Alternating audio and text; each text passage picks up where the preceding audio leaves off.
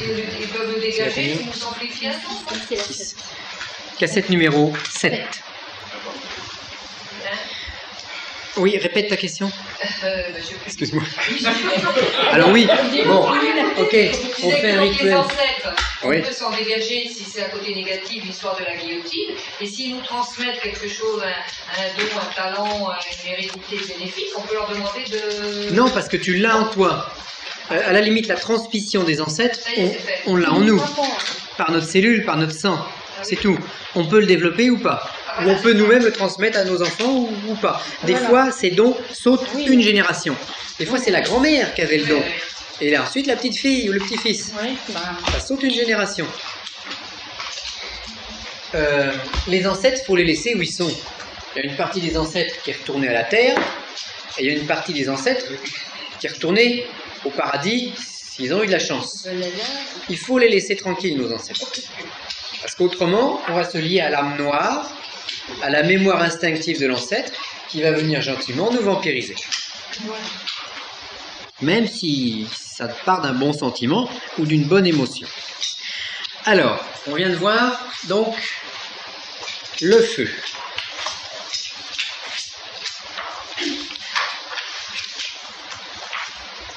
Et nous allons continuer notre pérégrination.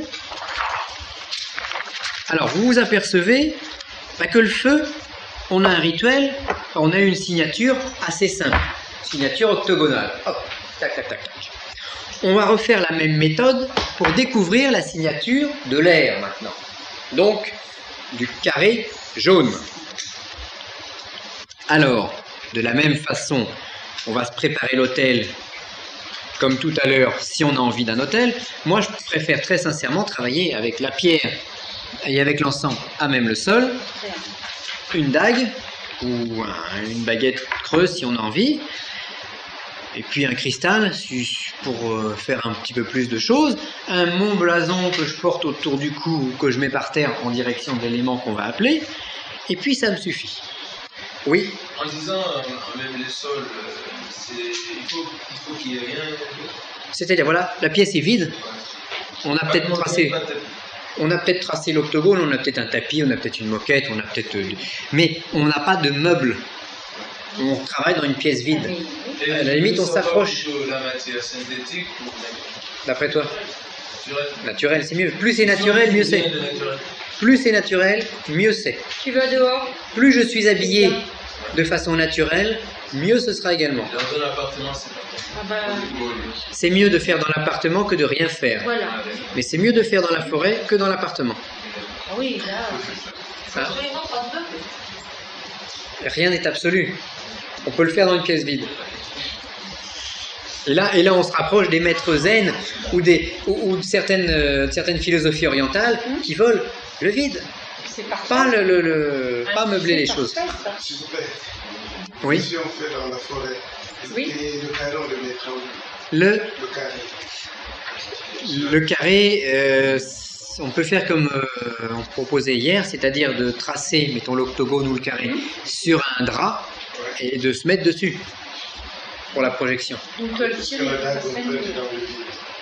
La dague, on va de toute façon la pointer dans le vide, c'est-à-dire que le rituel, bon, je l'ai fait sur ce carré-là, mais en fait, c'est pas sur ce carré-là. On est face au nord, après on est face à l'est, après on est face au sud, après on est face à l'ouest, et on vient au nord, et on fait notre signe comme ça, dans l'air. On trace les signatures dans l'air.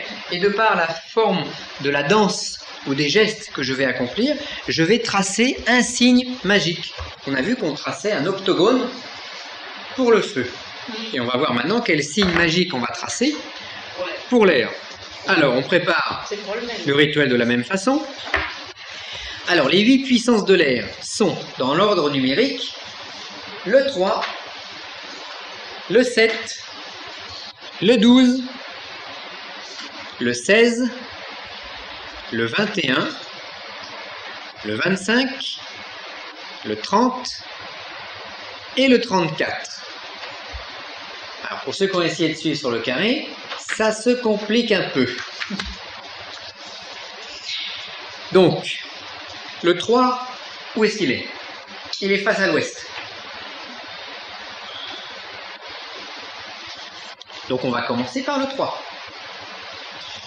Donc la dague dans la main et faisant face à l'ouest, l'opérateur pointe le triangle correspondant. Donc le triangle correspondant, c'est par terre, hein.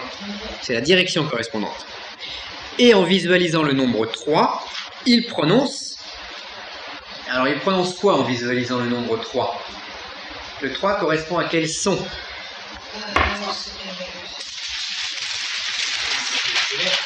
C'est l'air.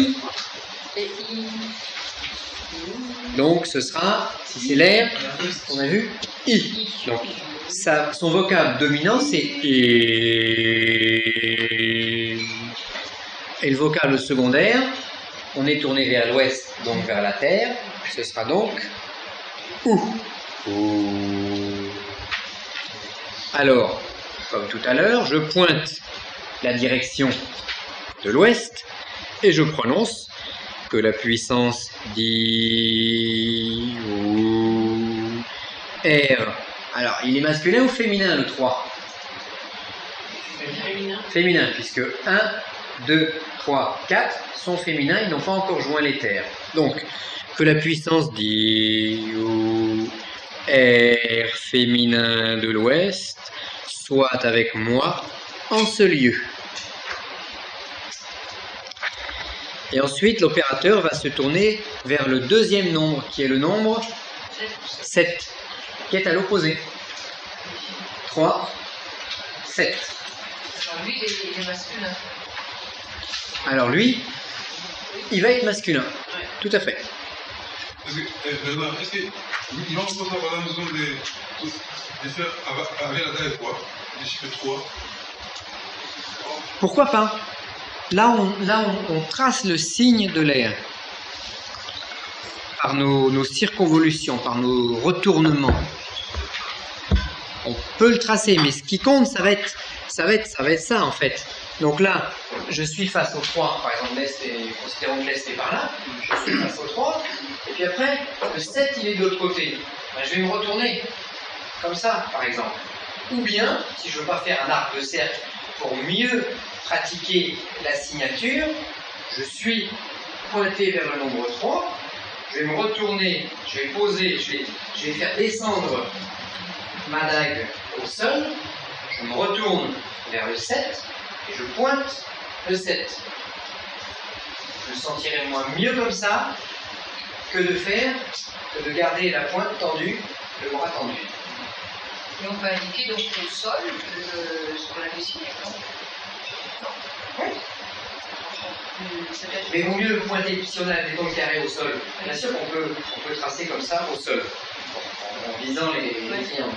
Mais il est bien, je dirais, de le faire virtuellement, et puis en sachant que le 3 est là. Pour nous, c'est peut-être plus représentatif voilà. visuellement. On a la direction, c'est par là. Hop, après, on fait le 7 par là. Après, on va faire un autre qui va être par là. Et à chaque fois, et je pense que pour une signature, là, qui sera beaucoup plus imbriquée que l'octogone qu'on a tracé, à la limite, quand on a tracé l'octogone pour la signature du feu, on peut faire ça.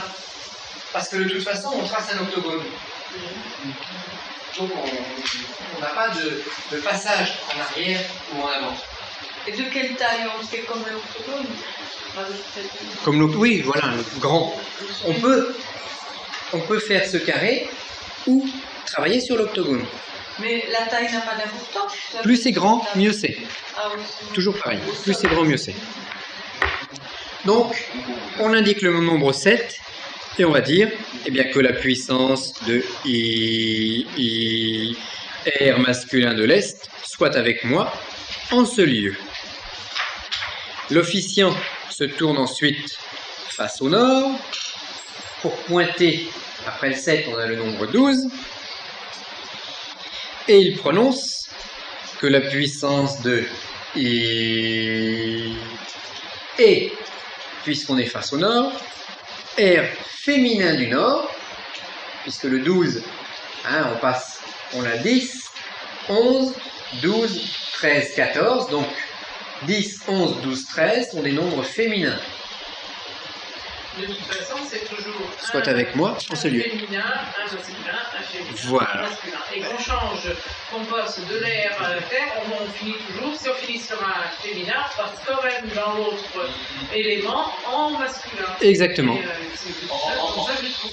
En respectant justement cette logique, est-ce qu'on peut commencer par la fin ou pas? On peut commencer par des chiffres peut-être plus bas. Parce qu'on ne peut pas commencer par des chiffres c'est plus haut. Ah, si on a considéré que le 1 est ici, on peut bien sûr j'irai suivre la route à l'envers, mais il vaut mieux la suivre à l'endroit. Mais il y a une raison à ça ou c'est simplement...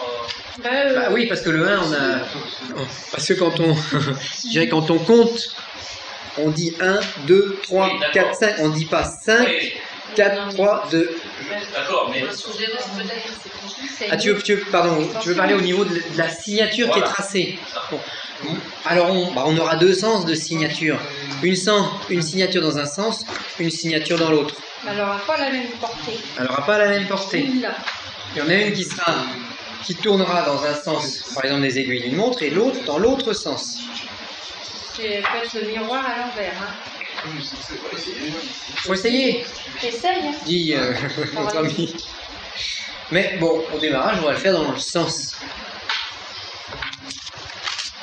Après le 12, on va avoir quel nombre? Après le nombre 12, on passe au nombre 16. Nombre 16. Et alors on commence à tracer un signe curieux. Oui, d'ailleurs, je l'ai tracé, mais je ne sais pas comment ça s'appelle. Bah, ça va s'appeler une signature en fait. Ouais. Donc 3, tiens tu peux... Oui. Donc 3, 7, 12 et 16. On commence à s'amuser à tracer des signatures. Dans les vieux grimoires de magie, on trace des signes sur les pentacles ou sur les carrés magiques. Bon. Là, c'est exactement la même méthode. Donc, on aura ensuite le nombre 16, que la puissance de I au R masculin du Sud soit avec moi en ce lieu. On veut que le 16 devienne notre allié. Après le 16, que va-t-on avoir comme nombre? On va retourner sur le... On retourne sur le 21 qui est derrière. Là, alors pareil, 21, faut suivre, voilà, faut... Mais après, dès que la méthode, je dirais, a été comprise, bon, c'est pas compliqué, hein. Donc, voilà, ça reste logique. Donc, que la puissance de I, puisque c'est un air de l'Est, un air de l'air, R féminin de l'Est, soit avec moi en ce lieu. On fait toujours la même prière au nombre.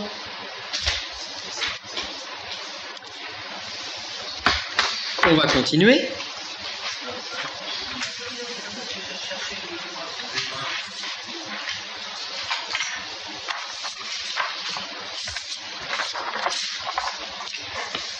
On va continuer donc sur le 25, ici. Alors pareil, que la puissance de I ou, puisqu'il est côté ouest, R masculin du nord, mais masculin de l'ouest, pardon, soit avec moi en ce lieu. Alors pourquoi c'est un masculin? Tout simplement parce qu'on aura 19, 20, 21, 22, 23, ce sont des féminins, le 23 étant androgyne, et 24, 25, 26, 27, des masculins. Donc le 25 est masculin. Il est passé par les terres. Il a trempé dans la marmite. On l'a trempé dans le sang de l'hydre. Donc il se trouve avoir des vertus particulières. Ensuite, après le 25, on va descendre sur le 30. Toujours pareil, que la puissance de feu féminin de l'Ouest soit avec moi en ce lieu. Et l'officiant se tourne après, fait un demi-tour tourné vers le 34, et il prononce que la puissance de puisqu'on est face au nord, feu masculin du nord soit avec moi en ce lieu. Donc on a tracé une signature qui est ouverte. Et comme on aime bien que les choses soient terminées, eh ben on va fermer notre signature. Voilà, on ferme la signature.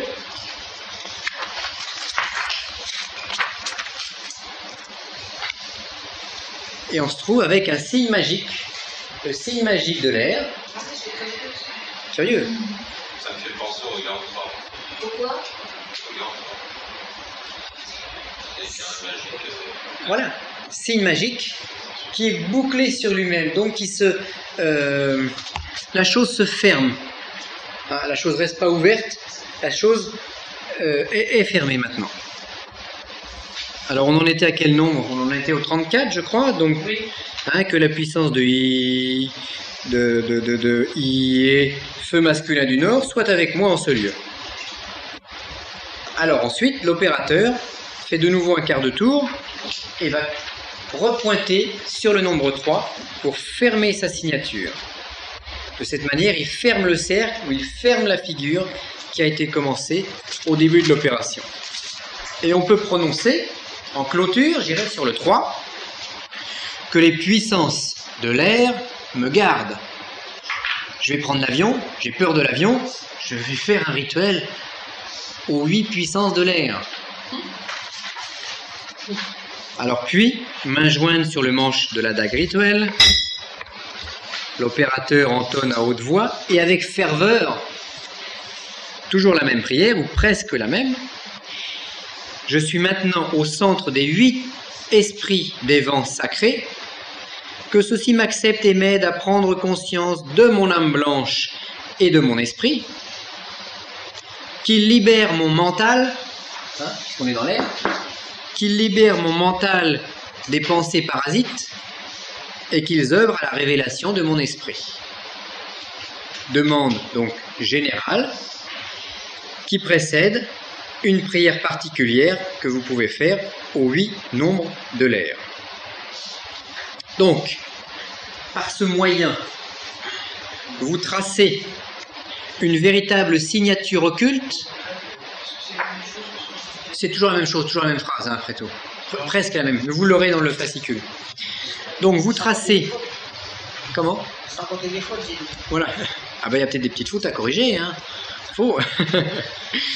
Donc, vous aurez une véritable signature occulte et vivante, parce que la signature, c'est vous qui l'aurez tracée avec votre corps. Tracée dans l'oratoire par les gestes et retournements de direction de l'opérateur. Et si vous le faites, eh ben, vous allez peut-être découvrir d'autres choses dont on n'a pas parlé au stage. Pas forcément des sensations, mais se dire, mais attends, ce geste-là, je fais tout le temps ce même geste-là. Bon, il y a quelque chose. Un trombone. Une espèce de trombone, une espèce de... Moi, ça me faisait penser, vous savez, quand on était jeune, on avait des espèces de cocottes en papier, là, qu'on faisait, Amstram, gramme, piqué, polygramme, et ça fait une espèce de forme géométrique de cette nature. Combien t'en veux? Oui, voilà. Oui, les moulins, les petits moulins de couleur des Espèce de- enfants. Et ben c'est comme ça. Le petit truc, voilà. Hein. Donc, ce petit moulin est Moi, peut-être je pense à ça. Ah oui, ça aussi, oui. de signature R. Ça tourne. Est-ce que c'est un sens C'est un sens aérien. Oui, mais... Ah bah, donc le moulin, il a raison. Le Ah oui, moulin. mais j'ai dit ça par hasard. Voilà. Le moulin qui tourne. Ah bah oui, c'est vrai. C'est le vent. Bon, il faut y voir des choses. Voilà, c'est comme à la limite comme un blason. C'est un- En parlant du blason, est-ce qu'on le choisit aussi de manière personnalisée ou ça... Bon, soit on prend ça. Ça, c'est un blason général pour tout le monde. Bon, soit on peut se faire son blason par un spécialiste. En général, c'est comme ça que ça se passe. Parce que tout seul, on ne va pas forcément avoir les bonnes couleurs, on n'a pas l'entraînement, on n'a pas les choses qui conviennent.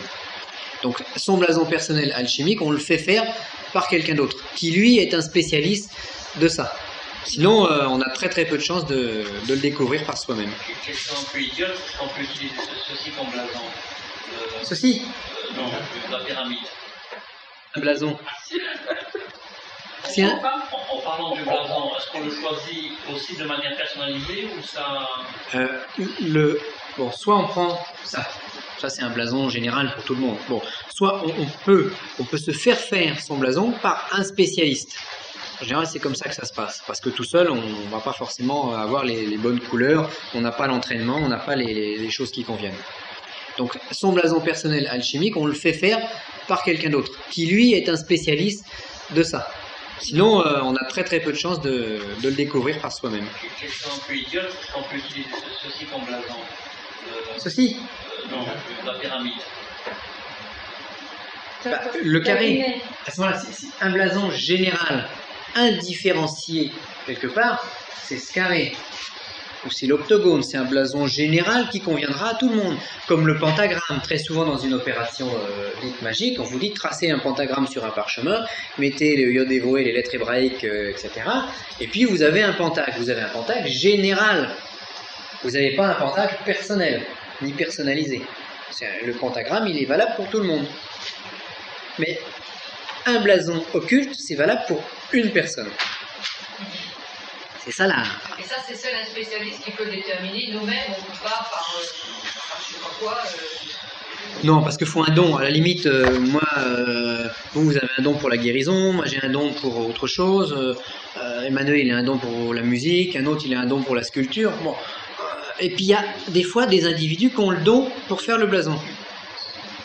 Alors non seulement il faut être, je dirais, symboliste, ésotériste, etc., etc. Donc être capable, avoir la hiérarchie qui permet, avoir pas les étoiles, mais le niveau qui permet d'obtenir le blason, mais en plus il faut en avoir le don.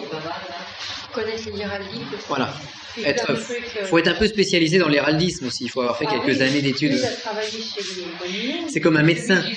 Ah oui, oui. C'est comme un médecin. Autre chose? Non. C'est une autre personne qui fait les blasons. C'est comme un médecin. Bon, c'est vrai que on peut se dire, bon, j'ai la grippe, je vais me soigner moi-même avec un peu d'homéopathie, un petit truc. Oui, on peut le faire. Mais un médecin, lui, il aura fait ses 7 ans d'études et il saura exactement ce qu'il faut à telle personne de manière très pointue. Mais ça, pour ça, il faut le voir, il faut qu'on lui... Qu'est-ce qui se passe? Il faut, tu me téléphones et puis on en parlera. On verra. Si jamais vous vouliez votre blason, vous m'appelez, un petit coup de fil et puis on en discute. Alors, faut pas être trop pressé parce qu'un blason, ça peut mettre 1 mois, 2 mois, 3 mois à être conçu. C'est pour ça qu'à la limite, si tout le monde là dans la salle voulait un blason, bah, le premier il l'aurait dans 1 mois, le deuxième dans 2 mois, puis comme on doit être 24 ou 25, bah, le dernier il l'aura dans 2 ans. Et la question subsidiaire qui vient de poser, c'est Il faut combien? Alors, on finit le stage et puis après on est dans l'esprit là pour l'instant, on n'est pas dans la matière. C'est une question très importante, mais comme tu dis dans peu du temps, on en parlera pas ce soir. Voilà. Voilà. Alors, quels sont les effets possibles d'un appel à l'air? Alors, je dirais, premier effet dans un rituel, sensation de déplacement d'air. Ça, on peut l'avoir. Surtout quand on fait un rituel en extérieur, dans la forêt, si on s'amuse à faire les vocables de l'air et puis qu'on est un peu, je dirais, qu'il se passe quelque chose, que ça déclenche, bah, y a le vent qui va venir gentiment nous dire oui, Dans je suis là. l'oreiller, il n'y a pas de problème. Hein? Dans l'oreiller, il n'y a pas de problème. Voilà. On s'en fout. On peut avoir une sensation de libération du mental. Alors, on peut éventuellement sentir. On peut sentir de l'air, du vent. Du feu tout à l'heure. Voilà, de la chaleur, l'air, bon. Libération du mental, légèreté, je dirais. On peut sentir de la légèreté. À la limite, pas une lévitation, mais un sentiment d'un peu dédoublé. Pourquoi pas, chez quelqu'un de très sensible. Éclaircissement des idées. Après un rituel à l'air, on peut avoir le mental qui fonctionne mieux, qui a été un peu libéré de ses scories. Donc éclaircissement des idées, surtout des idées philosophiques. Pas tellement des idées matérialistes. À la limite, la matière va peut-être moins nous intéresser après le rituel. Je dis, mince, j'avais trouvé le rituel pour gagner au loto, et puis ça m'intéresse plus. Maintenant j'en suis capable, ça m'intéresse plus. Ça peut nous aider à peut-être dégager les voies respiratoires, et nous aider à respirer. Ou à t'étouffer si ça va pas. Ou à t'étouffer si tu fais ressortir des charges liées à l'air ou liées au mental. Ça peut alléger une atmosphère chargée. Par exemple, après un rituel ou après quelque chose d'assez lourd, d'assez chargé, ça peut aider à alléger. C'est pas pour désenvoûter une pièce. Le rituel du feu serait mieux de cette nature. Là, c'est plus pour alléger, pour dégager. Voilà. Alléger la matière. Quoique, C'est faisable pour être un rituel, je ne sais pas, parce que l'air, c'est lié à la communication. La communication est liée au marketing. Le marketing est lié à l'aspect commercial et à l'intelligence dans les affaires. Donc ça peut te donner une idée. Tu te dis, tiens, j'ai compris un truc là, plutôt que de faire ça comme ça, je vais le faire autrement. Bon, tout est une question de correspondance. Peut-être aussi, comme vous disiez, alléger une atmosphère. S'il y a par exemple une mauvaise entente, par exemple dans une famille ou quelque chose comme ça, est-ce que ça peut alléger? C'est l'air, on travaille sur l'air. Justement, oui, enlever. Par contre, pas des scories, mais des. Par contre, s'il y a le feu dans ma maison, est-ce que je fais un rituel à l'air? Non. Ah non, à l'eau. Par exemple, oui, parce que si je fais un rituel à l'air, je vais rajouter de l'air, je vais rajouter du vent, de l'oxygène, et le feu va prendre de plus belle. Pour, à la limite, bon, entre nous comme ça, pour amplifier une passion amoureuse, bah, peut-être qu'il faut y mettre de l'air, si c'est une passion qui est signée du feu. Si c'est une passion qui est signée de l'eau, donc plus émotionnelle, c'est peut-être pas l'air qui convient, il faut peut-être penser à autre chose. Il faut souffler dessus. Sinon, ça serait une tornade. À ce moment-là, peut-être que... Si c'est une passion qui vient du feu, tu lui fous de l'air, mais ça devient la Non, ça va souffler, mais dans tous les sens, quoi. Ouais, hein. Voilà. Il faut pas trop d'eau. Alors, en extérieur, bon, si quelqu'un est doué pour ça, vous pouvez faire un rituel à l'air. L'air est censé lever les vents, donc peut-être pour chasser les nuages. Ouais.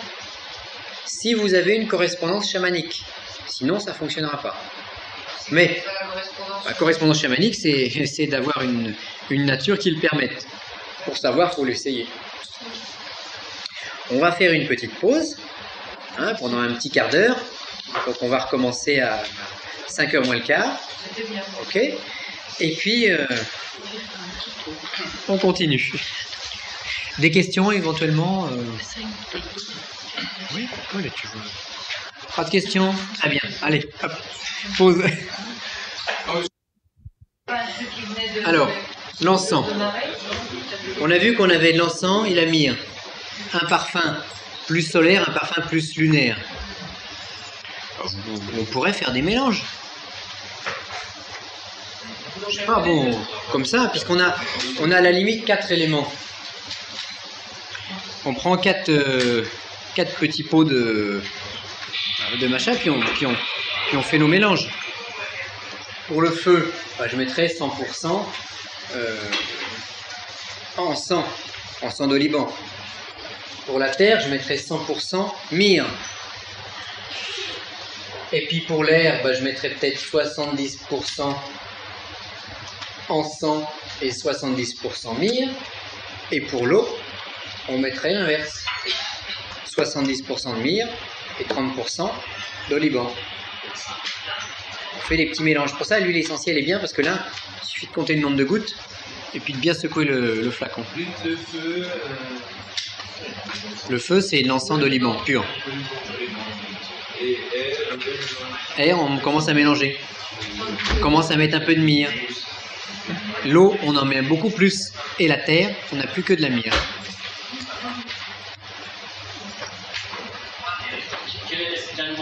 En raisonnant en termes de facteurs prédictifs, quand on fait un rituel comme ça, quel est le facteur prédictif le plus important? Formuler avec ça veut dire en fait, c'est ce qu'on appelle le raisonnement statistique. Donc un statisticien, quand il analyse une probabilité, il travaille en facteur prédictif. Alors, le facteur prédictif, c'est celui qui conditionne le mieux une probabilité. Oui. Alors, ça veut dire, dans le cas qui nous intéresse, pour que la probabilité de réponse soit la plus grande possible, quel est l'élément qui conditionne le mieux la vraisemblance des probabilités? Voilà, on l'a vu hier, on en a parlé hier. 70%, c'est l'opérateur. Oui, mais dans l'opérateur... Alors dans l'opérateur, après c'est les deux éléments, c'est la compréhension. Bon là vous avez tous compris comment on traçait la signature. Donc maintenant, si je vous avais donné la signature sans le carré, en vous disant vous tracez ça, sans vous dire pourquoi vous le tracez, là je vous retirais la compréhension. Donc, vous étiez obligé d'appliquer bêtement la méthode sans le comprendre. Là, en fait, vous l'avez compris, donc l'aspect mental ou intellectuel, il est bon. Après, pour le déclencher, il faut l'aspect, comme on a dit, cardiaque, mystique. Il faut arriver à l'enclencher. Alors, soit on l'enclenche par une médiumnité. On est médium. On ressent des choses. Alors, médium, c'est quoi? C'est celui qui est intuitif, qui pressent des choses, qui ressent, qui est un peu en double... il a une double vie. Il a une vie physique et il a en plus une vie, il voit d'autres choses. Donc lui, il va pouvoir déclencher. Et l'autre facteur, l'autre facette de la médiumnité, c'est l'ouverture du cœur. C'est d'aimer l'air. Alors si justement on a du mal, parce qu'on a tous plus ou moins de difficultés à aller là-dedans, eh bien ce qu'on va faire, c'est qu'on va faire venir dans le rituel quelqu'un qui lui est médium. On va être accompagné de notre médium. Donc il y aura l'opérateur et le médium. Comme on aura la polarité Adam et la polarité Ève au sein du rituel. Alors il faut convaincre le conjoint ou la conjointe de travailler. Si on en a besoin, sinon... Il faut qu'elle soit médium ou il faut que... Voilà, faut... Et l'éther, quel parfum on met? L'éther, on va mettre comme le feu. 100%. 100% au Liban. Au Liban, oui. Mais le facteur le plus important, c'est toujours l'état de conscience de l'opérateur. C'est pour ça que le sage oriental ou l'adepte, l'initié accompli occidental, l'air, prenons Maître Philippe de Lyon par exemple.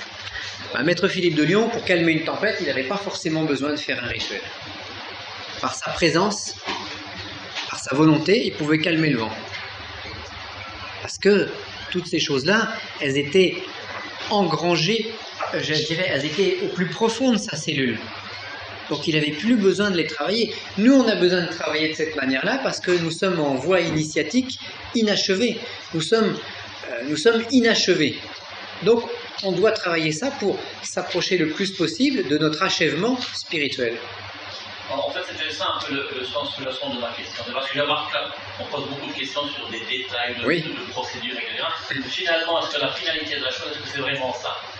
Non, la finalité de la chose, c'est ce que ça va déclencher. Voilà. Oui, ça, c'est un moyen, c'est une béquille pour déclencher quelque chose. C'est un support, c'est une voiture. Bon, pour faire un trajet, une voiture, ça va plus vite que la marche à pied. Mais la voiture, c'est pas utile, c'est pas indispensable. Par contre, ça va aider. Ça va aider à essayer de se conditionner. À la limite, c'est pour me conditionner que je vais faire ce rituel à l'air. C'est vrai que ce rituel va sonner juste.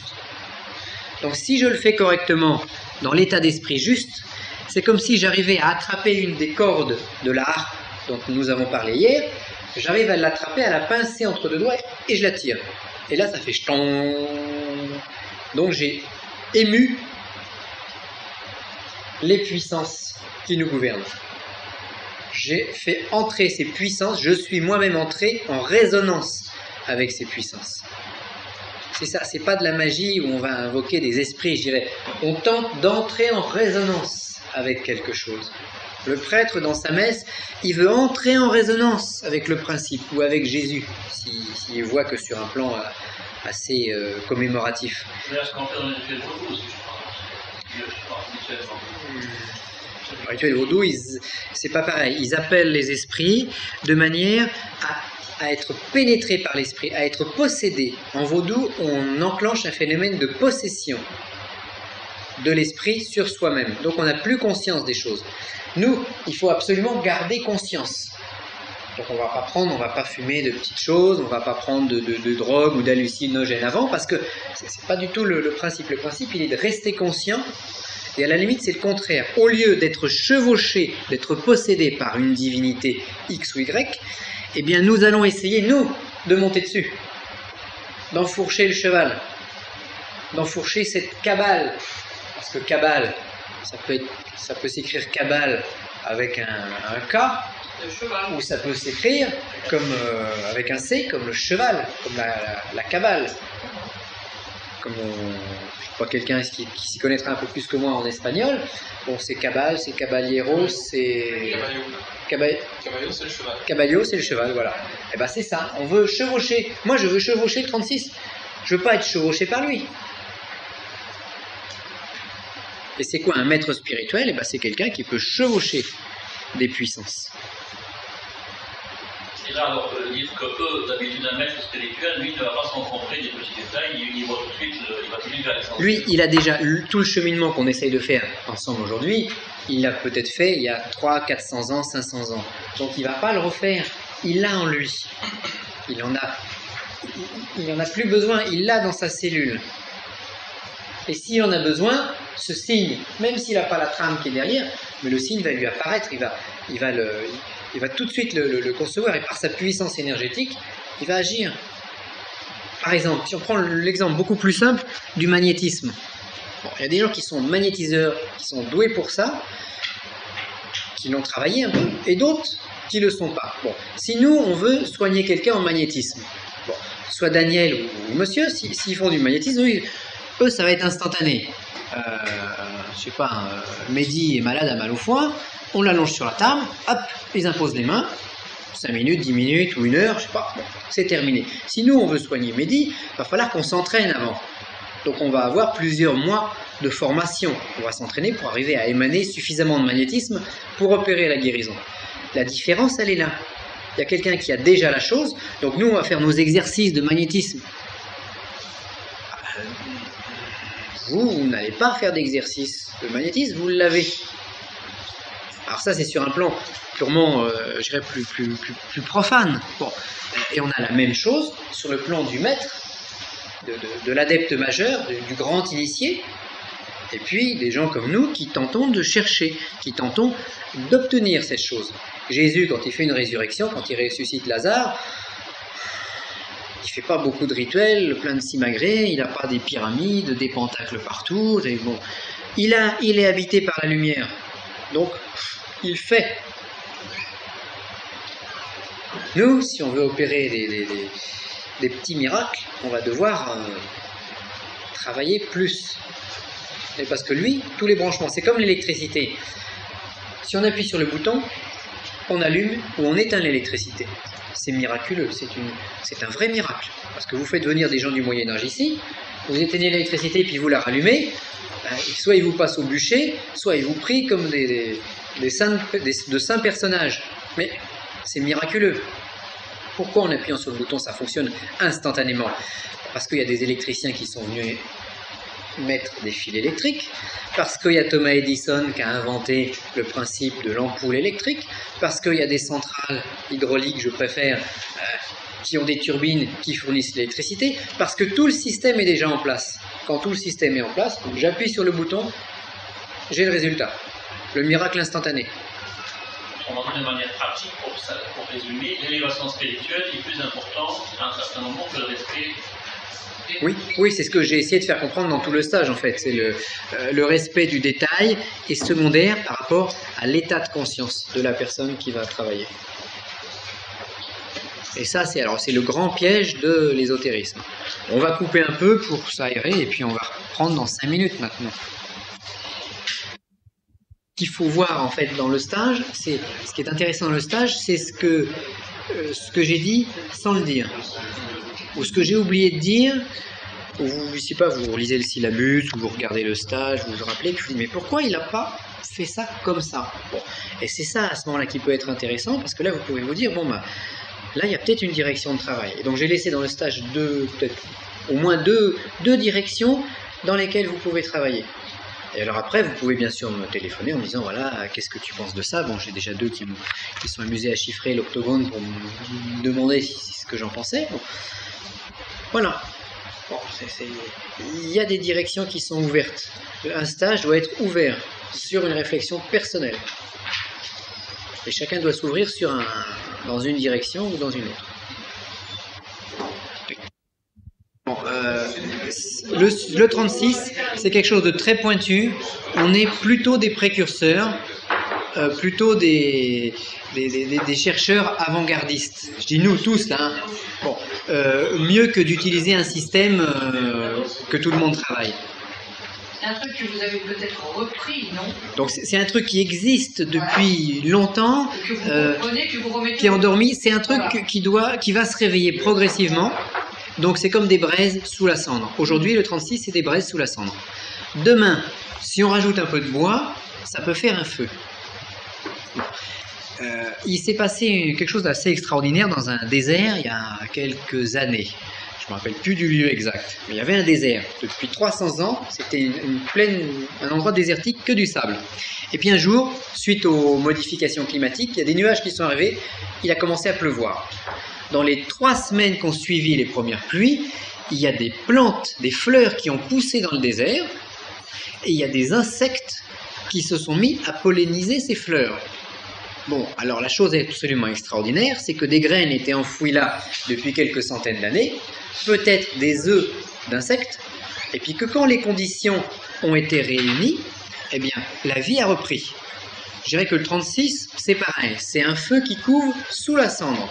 Quand nos cerveaux vont commencer à s'ouvrir de plus en plus, c'est vrai qu'il y a peut-être de plus en plus de gens qui seront intéressés par le 36, et nous-mêmes, on va trouver de plus en plus de clés.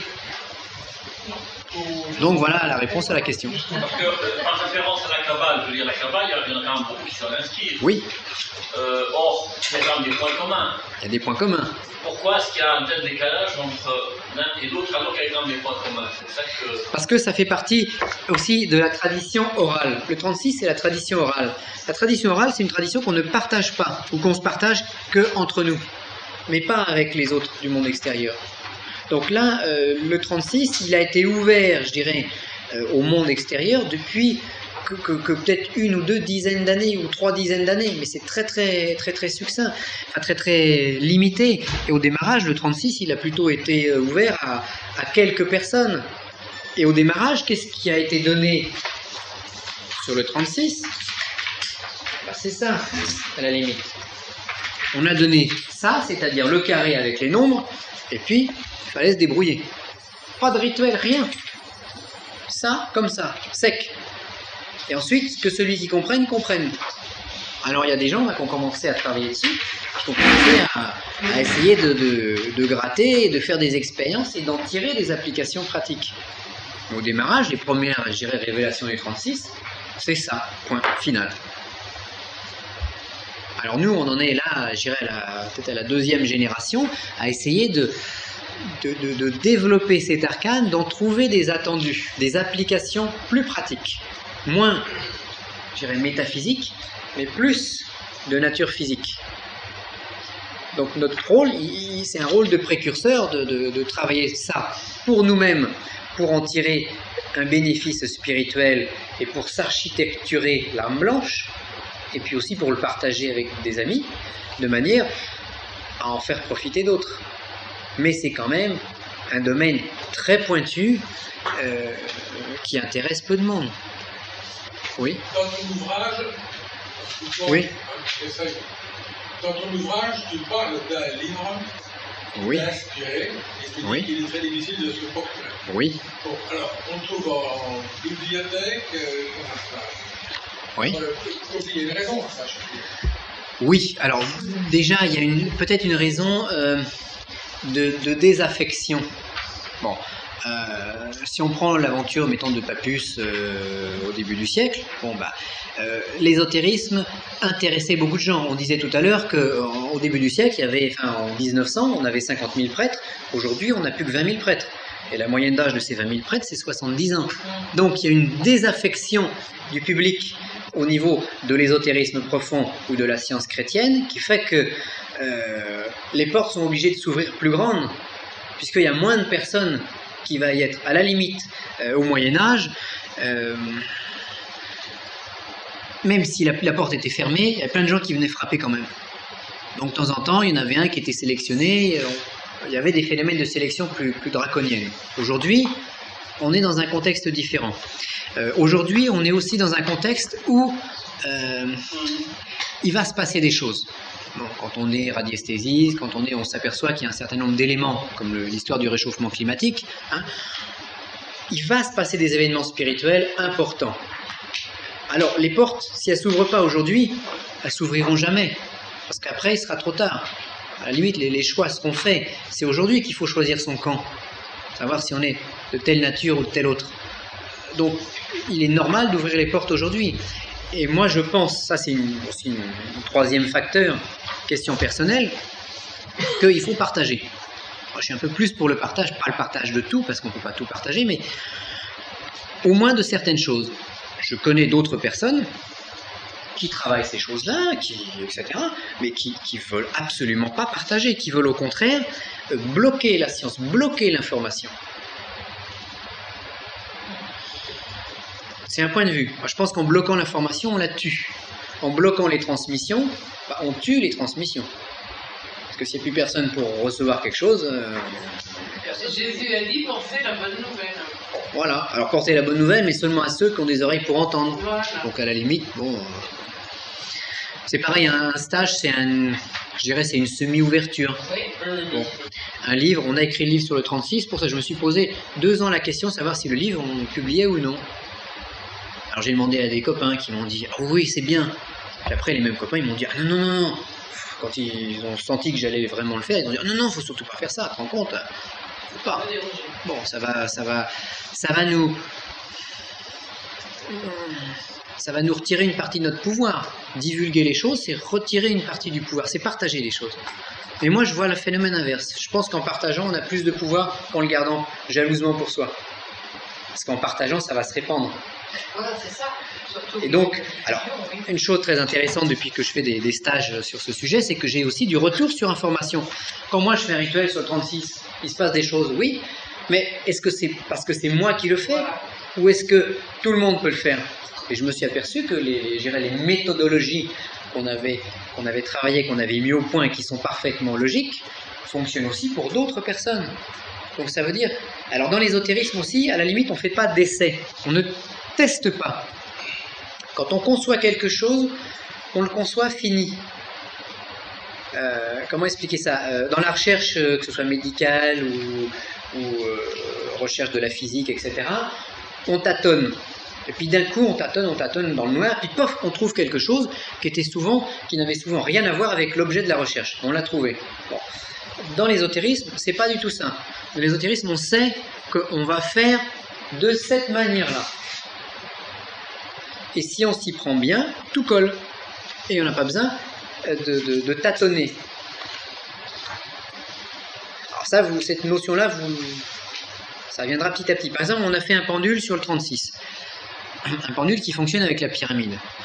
Le pendule, j'ai pas cherché pendant... Je me suis réveillé et j'ai dit, voilà comment on va faire le pendule du 36. Parce que ça va permettre d'avoir une approche plus sensible, moins intellectuelle, plus touchée. Et puis le pendule, il était fini, c'est comme un blason, c'est exactement comme un blason. Le blason, quand la personne que je connais, la Didier, il cherche. Vous lui avez donné votre nom, votre date de naissance, enfin les différents éléments, et puis il va chercher quel est le blason de Monsieur X ou de Madame Y. Il cherche pendant une semaine, pendant 15 jours, pendant 3 semaines, pendant un mois. Trouve pas, il dit on pourrait faire ça, on pourrait mettre un aigle, on pourrait mettre un poisson, on pourrait mettre une tortue, non, c'est pas ça.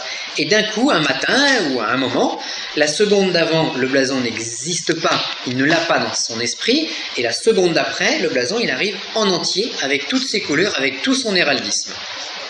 Donc, il n'y a pas tellement de tâtonnement de recherche. D'un coup, ça descend comme ça. Et c'est fini.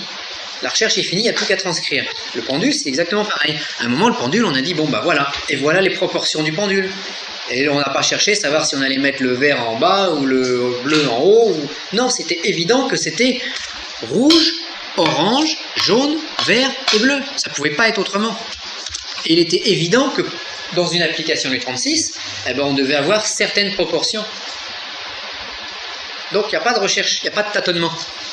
les rituels sur les 4 éléments là qu'on est en train de voir, ce sont des rituels qui sont sans tâtonnement. Alors après, on peut les mettre en meu ou pas. On y arrive, on n'y arrive pas. On y est plus ou moins sensible. Mais les rituels, ils sont complets. On peut modifier quelques mots, bien entendu. Dès l'instant où vous conservez la trame globale, les mots, vous pouvez les modifier. Mais le rituel fonctionnera de cette manière-là. Voilà, j'ai répondu à peu près à la question. Alors, donc, on a vu puissance de l'air, on va attaquer la puissance de l'eau. Alors, ce qu'on peut déjà remarquer, c'est que notre air, il est déjà un peu plus compliqué que notre octogone qui concerne le feu. Ça se complexifie. Et maintenant, on va aborder l'eau. Alors l'eau, l'eau c'est le grand complexe parce que l'eau c'est le domaine des émotions. Et le domaine des émotions, il n'y a rien de plus contrasté et contradictoire. Hein, en amour, c'est un coup je t'aime, un coup je t'aime pas. C'est ce que tu fuis te suit et ce que tu suis te fuit. C'est-à-dire cours après moi que je t'attrape. Et on se trouve avec une espèce de mélange d'émotions contradictoires. Donc il n'y a rien de plus complexe que l'aspect émotionnel. Et on va voir dans la signature que c'est exactement pareil. La signature de l'eau est particulièrement complexe. Un petit peu plus, mais bon, c'est pas... Vous allez comprendre rapidement.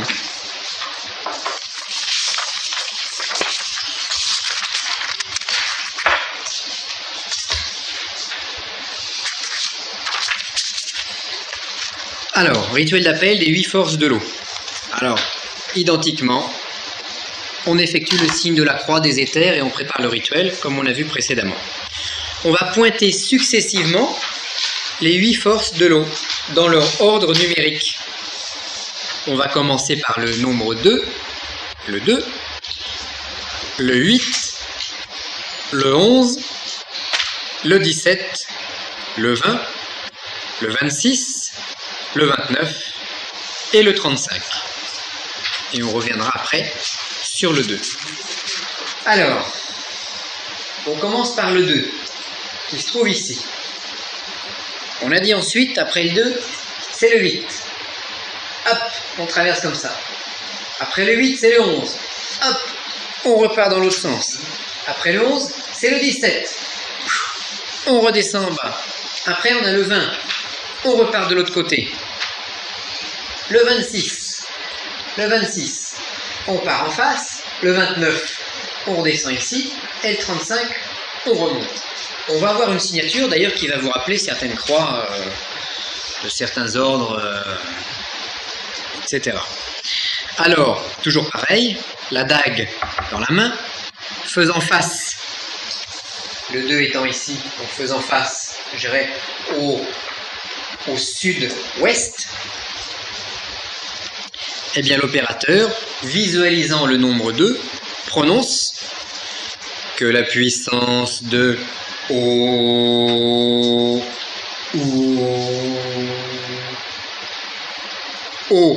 féminine de l'ouest soit avec moi en ce lieu. Donc le 2, c'est une O, 1, 2, 3, 4, donc c'est une O féminine qui n'a pas connu l'éther. Et ensuite, après le nombre 2, on va passer au nombre 8. Donc on va se retourner. Toujours de préférence, on pointe et quand on se retourne, on fait passer la baguette par terre, le poignard pointe au sol. On se dirige. Donc on est le 8, voilà. On est donc dirigé pour le 8 vers le sud-est et on prononce que la puissance de O-I, puisque c'est vers l'est, O masculine de l'Est, soit avec moi en ce lieu. Puissance du 8. Identiquement, on pointe le nombre 11. Alors bon, je vous passe tous les petits détails, hein, c'est toujours la même chose. Donc identiquement, on pointe le nombre 11, que la puissance de O et O féminine du Nord soit avec moi en ce lieu. On pointe le nombre 17, que la puissance de O, puisque c'est une eau de l'eau, donc une puissance importante dans l'eau, O masculine du sud, soit avec moi en ce lieu. On se tourne vers le nombre 20, que la puissance de OI, puisque face à l'est, O féminine de l'est, soit avec moi en ce lieu. On se tourne ensuite du côté du 26, que la puissance de O masculine de l'ouest, soit avec moi en ce lieu. On se tourne vers le 29, que la puissance de l'eau féminine du sud, soit avec moi en ce lieu. On se tourne vers le 35, que la puissance de et, puisque face au nord, O masculine du nord, soit avec moi en ce lieu. Et l'opérateur reboucle à nouveau sur le 2, sur le point de départ, de manière à fermer la figure que l'on vient de construire. Que les forces de l'eau me gardent.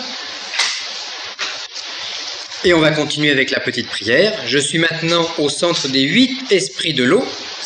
Que ceux-ci m'acceptent et m'aident à prendre conscience de mon âme blanche et de mon esprit. Qu'ils rééquilibrent mon âme noire. L'âme noire est de nature de l'eau. Et qu'ils œuvrent à la révélation de mon esprit. Une prière personnelle aux 8 nombres de l'eau peut alors être réalisée. Et qu'est-ce qu'on a tracé comme signature? Eh bien, on a tracé ceci.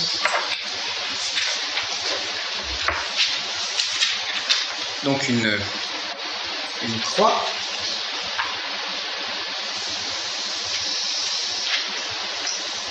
Ah, on a fait le 2, le 8, le 11, le 17, le 20, le 26, le 29, le 35, et on est revenu au 2. Et on a une espèce encore de signature géométrique kabbalistique qui rappelle un peu la croix à 8 pointes, qui rappelle certains entrelacements.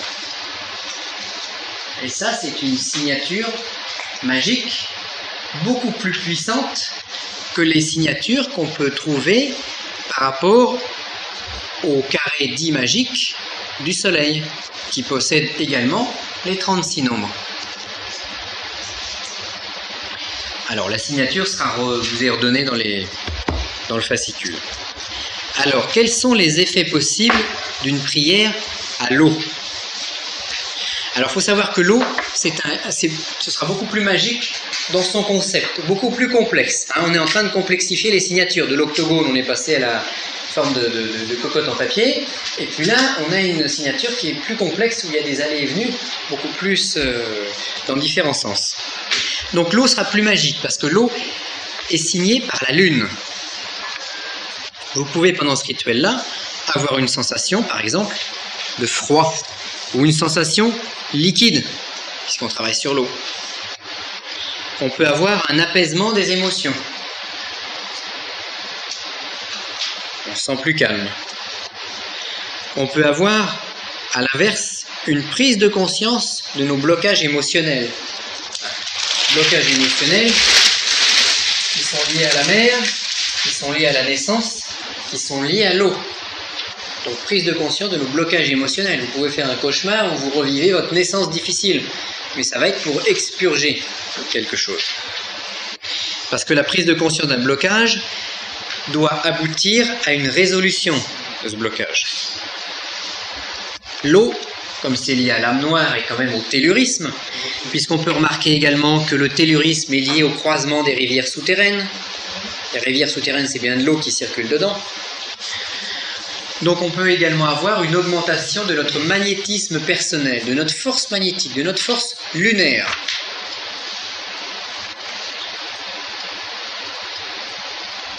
On peut réaliser avec ce rite également un appel d'énergie de nature tellurique.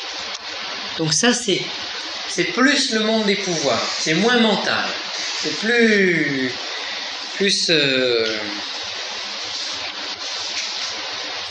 c'est plus de nature envoûtement, désenvoûtement, ça, après tout. Hein, c'est sur ces plans-là qu'il y a les envoûtements et les désenvoûtements. C'est sur le plan plus émotionnel, plus de l'âme noire. On peut, pourquoi pas, faire une demande pour résoudre certains conflits par la diplomatie. L'eau prend toujours le chemin de moindre résistance quand elle coule. Donc l'eau, si elle a un obstacle, elle ne l'affronte pas de face, elle le contourne. Donc c'est plus la diplomatie. Un rituel à l'eau peut également vous donner une charge émotionnelle, une charge affective. Alors bien sûr, si on habite dans une région sèche, eh bien on peut essayer de faire l'appel de la pluie. Alors, si c'est en plus notre don ou notre correspondance, ou la conciliation des élémentaux de l'eau, comme d'une source. Vous avez certains anciens à la campagne, quand il y avait un puits ou une source, il y avait des sources qui ne tarissaient jamais, même en période de sécheresse. Et ben c'est parce que le grand-père ou le sorcier du village, ou le rebouteux, il avait un pacte avec la source qui faisait que par infiltration, l'eau arrivait toujours à cet endroit, alors que les autres étaient à sec. Alors on peut peut-être utiliser l'eau, et quoique attention, pour refroidir un embrasement émotionnel. Donc si quelqu'un s'embrase émotionnellement pour vous, vous lui faites un petit rituel à l'eau pour éteindre l'incendie. Ça refroidit normalement. Je dis normalement parce que tout dépend de l'embrasement, de quelle origine il est. S'il est trop émotionnel, en remettant de l'eau, vous remettez pas de l'huile sur le feu, mais vous allez un peu réalimenter sur ce plan-là. On peut aussi utiliser l'eau, alors peut-être pour se magnétiser, mais également peut-être pour retirer un trop-plein d'énergie. Parce que l'eau, hein, c'est pour ça que le magnétiseur va éventuellement se passer les mains sous l'eau pour éliminer, pour chasser, pour couper le transfert avec le patient. Donc retirer un trop-plein d'énergie. À la limite, on pourrait avoir une eau chaude plus au nord et une eau froide plus au sud. Je pense que l'eau peut être utilisée quand même pour calmer un jeu. Si avec le feu on risque d'embraser les choses, avec l'eau on risque d'éteindre l'incendie, donc pour calmer les choses. On peut également utiliser de l'eau pour le ramassage d'une plante.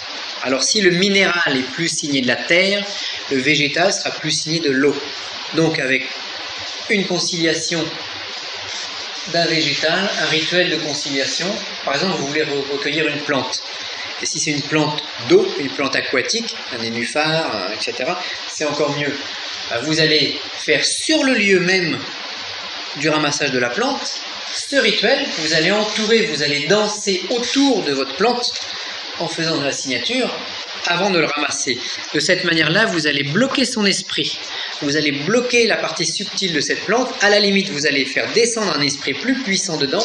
Et après, vous pourrez ramasser votre végétal et en tirer les substances que vous désirez. Pour l'eau, nous sommes d'accord? Ouais, pas de questions? Je vais poser une question oui. qui est plus générale. Les effets chaque fois que vous citez ici, est-ce que ça vient d'effets théoriques ou est-ce que ça vient comme médecine de quelque chose qu'on a étudié? On n'a pas suffisamment de statistiques sur le 36 pour pouvoir, je dirais, comment dire, c'est pas basé sur des statistiques.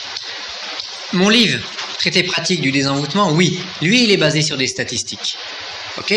Parce que, bon, sur des centaines et des centaines de personnes, on s'aperçoit que c'est toujours pareil. Par contre, là, le 36, il sera plus sensible. Par exemple, j'ai dit pour l'eau que ça pouvait donner une charge magnétique supplémentaire, ou au contraire, retirer un trop-plein d'énergie. C'est contradictoire. Ok? Mais la nature occulte de l'eau est comme ça. C'est-à-dire que l'eau, elle peut retirer de l'énergie, ou la nature tellurique magnétique de l'eau peut redonner. La preuve, c'est que vous avez des magnétiseurs qui vont magnétiser un verre d'eau pour le faire boire au patient, ou en magnétisant un verre d'eau, il se passe quelque chose. Donc l'eau est un absorbeur de magnétisme. Alors ça, c'est pour répondre à la question, c'est ce qui va se passer. Mais on n'a pas, c'est pas des statistiques faites sur des centaines et des centaines de personnes qui ont pratiqué le 36. Ça reste à faire. À la limite, ce qui pourrait être intéressant, peut-être pas entre nous, mais pour les générations futures, c'est d'établir des statistiques à ce niveau-là. Parce que moi, j'ai mes statistiques personnelles. Certains d'entre nous qui sont présents ou absents ont également leurs statistiques, se sont aperçus qu'en faisant tel rite, ils obtenaient telle chose. Mais le problème qu'on va avoir, c'est que le rite sur l'eau, le tracé de la signature de l'eau, mais si vous le faites, vous obtiendrez une réponse X. Si moi je le fais, j'obtiendrai une réponse Y. Parce que nous ne sommes pas le même. Et c'est là où les sciences hermétiques vont se fermer. C'est-à-dire que 80% ou 70% de l'effet du rituel repose sur l'opérateur.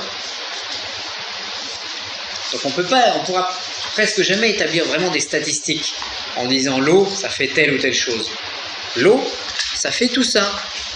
Et peut-être que moi j'ai une sensation de froid quand je fais un rituel sur l'eau, et peut-être que une autre personne, Anne, aura une sensation de liquide. Et peut-être qu'un autre n'aura pas de sensation. Comme on dit, ceci est théorique. Non, c'est sensible. C'est ni théorique, ni statistique, c'est sensible. C'est en fonction de l'opérateur. Il faut le faire, c'est comme la respiration, il faut le faire pour obtenir des effets. Mais la respiration, c'est plus physique. Donc, on peut plus établir des statistiques. On ne peut pas établir des statistiques sur les maîtres spirituels, sur la sagesse. Parce que la sagesse, ça va au-delà des statistiques, au-delà de la conception mentale. Les statistiques, ça reste mental, ça reste scientifique. Là, c'est une science et mystique en même temps. Donc l'approche scientifique n'est qu'une partie de l'approche. La deuxième phase, c'est l'approche mystique ou sensible. Si on n'a que l'approche scientifique, on aura un échec. Si on n'a que l'approche mystique, on aura des accidents. Si on a l'approche mystique et scientifique, on aura des résultats canalisés. La réponse ici, c'est quand même une approche mystique. On est dans la composante mystique. On est dans la mystique, voilà. On est dans une approche du divin, sous une forme matérialisée, je dirais. Mais c'est quand même une approche mystique. Donc là, faut faire. Et on voit si ça nous correspond à soi. Et peut-être que le rituel de l'eau ne vous correspondra pas. Il ne se passera rien quand vous allez le faire. Par contre, si vous allez faire le rituel de l'air, il se passera peut-être des choses parce que vous serez de nature plus aérienne ou réciproquement. Il faut qu'il y en ait un des quatre qui se déclenche en fait, au moins. Et par lequel faut-il mieux commencer sur l'éther. L'éther. On commence toujours par l'éther parce que. Justement, de nouveau, on revient à ce qu'on disait tantôt. On disait que le but au départ, c'est de cibler l'objectif, donc il faut choisir tel ou tel endroit. Mais maintenant, il faut encore dire que ça dépend de la personne, si on est soi-même. Donc ça veut dire que c'est une analyse multivectorielle, c'est la réponse n'est pas évidente. Oui, tout à fait, c'est multivectoriel, il y a un nombre innombrable de paramètres. Et tous ces paramètres vont entrer en fonction pendant le rituel. Et il y aura même des paramètres d'instant. Un rituel que je fais aujourd'hui n'a pas la même efficacité que le même rituel que je faisais il y a 5 ans. Aujourd'hui, ça fonctionne beaucoup mieux. Il y a 5 ans, c'était déjà très bien. Et aujourd'hui, c'est pas pareil. On parlait du désenvoûtement, du nettoyage, de toutes les choses. Première fois que j'ai fait un rituel de nettoyage, j'avais le doute. Bon, ça a marché ou pas? Première fois que je le fais, j'en sais rien. Je l'ai appris comme ça. J'ai eu mon entraînement comme ça. Mais la première fois qu'on va dans un match de tennis ou qu'on monte sur un ring de boxe ou qu'on chose des skis, même si on a bien appris, si on s'est bien entraîné, on ne sait pas ce qui va se passer. Et en le faisant, petit à petit, on apprend. Et là, on apprend sur le tas. C'est pour ça qu'on disait, le stage sur l'exorcisme, si vous venez au stage sur l'exorcisme, c'est bien, je suis très content. Mais si vous travaillez l'exorcisme derrière, c'est encore mieux parce que là, vous pourrez dire, oui, c'est ça, ou non, moi je le fais comme ça. Et là c'est la pratique, c'est le maître nageur. On peut apprendre à nager dans les livres, c'est bien, on peut apprendre à nager en stage. On met des petits tabourets et puis dans le vide on fait les mouvements. Mais la vraie natation, vous l'apprendrez quand vous allez dans la piscine. Autre question? on fait l'invocation, on est face au point. Là, de l'eau, on est face au nord, au sud. Là, on sera face, on va se tourner dans toutes les directions en fait. Mais on va commencer face au sud et sud-ouest. Non, je veux dire l'invocation finale.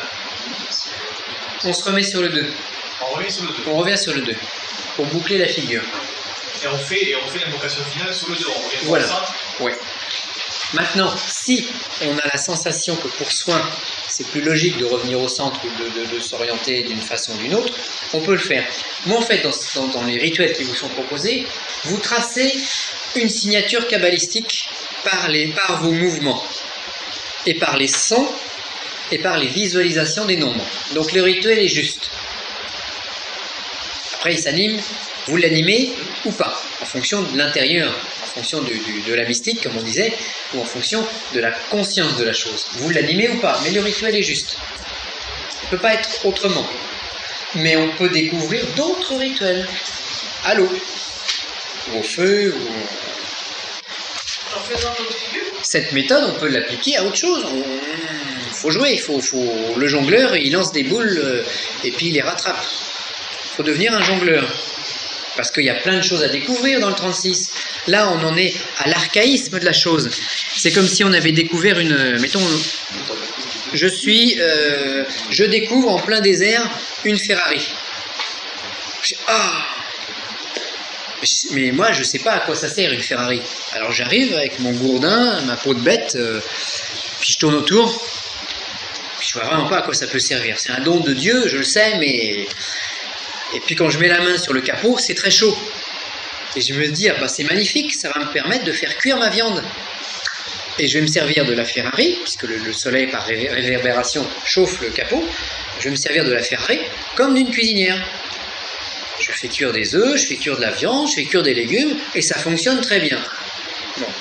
Et puis un jour, par hasard, il y a l'un de mes petits-enfants qui s'aperçoit, qui trifouille la portière, puis d'un coup, hop, il ouvre la portière de la Ferrari. Il dit, on peut rentrer à l'intérieur. C'est fantastique. Et là, on la transforme, on en fait une tente, on en fait une pièce d'habitation, on fait une chambre à coucher. Et on sert de la Ferrari encore pendant des générations et des générations, comme cuisinière et chambre à coucher. Bon. Là, au niveau du 36, on en est à ce niveau-là. Hein. On en est à l'aspect, à la redécouverte des choses, donc on l'utilise de manière très primitive, dans le sens de premier. Oui. Restons humbles. Mais n'empêche que ça fonctionne en tant que cuisinière, cette histoire. Ou en tant que chambre à coucher, on peut l'utiliser. Puis un jour, peut-être quelqu'un va inventer l'essence, puis un jour, peut-être quelqu'un va inventer la route, parce que si la Ferrari est en plein désert dans le sable, on ne va pas pouvoir en faire grand-chose. Et peut-être que dans 1000 ans, on conduira la Ferrari sur la route. Non, d'avoir la clé. Voilà, la clé, l'essence, etc. Mais, alors, ça ira peut-être plus vite qu'en 1000 ans. Bon. Mais c'est ça, on en est à l'archaïsme aujourd'hui. C'est comme si un homme préhistorique découvre un fusil. Ben oui, il va s'apercevoir que en le prenant par le canon, puis en mettant un grand coup de crosse sur la tête de son voisin, le fusil est efficace. Actuellement, on se sert du 36 comme d'une massue. Mais d'une massue très efficace, parce que si vous avez, entre guillemets comme ça, entre parenthèses, si quelqu'un vient vous attaquer sur le plan occulte, et vous vous amusez à vous servir du 36 comme d'une massue pour vous protéger ou pour vous défendre, c'est particulièrement efficace. Et celui qui est en face a peu de chances de s'en sortir indemne. Mais sans vouloir du mal à qui que ce soit, simplement en établissant une protection. Bon, mais il faut déjà peut-être avoir bien manipulé l'arcane pour s'en servir de cette manière-là. Mais ça, c'est comme la pierre de David. Si vous le mettez dans le front du géant, le Goliath, il tombe. On a eu une fois un exemple, un ami. Il était de je ne sais plus quel nombre, il était du 30 ou 31 ou 33.